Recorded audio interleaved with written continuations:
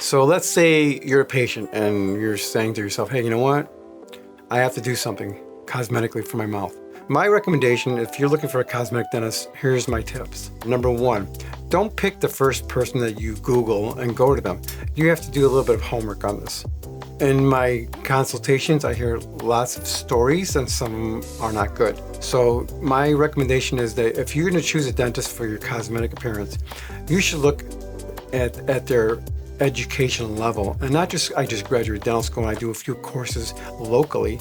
They have to have done some long comprehensive programs after dental school. The next thing I would recommend for your dentist is if you go in to see your dentist and they just sit you in the operatory and then say, well, you need this and this and that.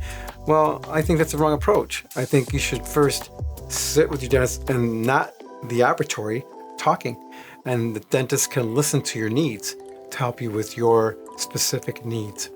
Now, the third one that I would recommend is that this dentist has some before and afters, and they show that they have experience in doing something of this magnitude. Those are, I think, important that you see the work that the dentist has done on other patients.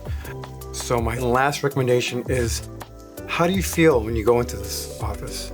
Are they welcoming? Is the team nice? Are they trying to get to know you?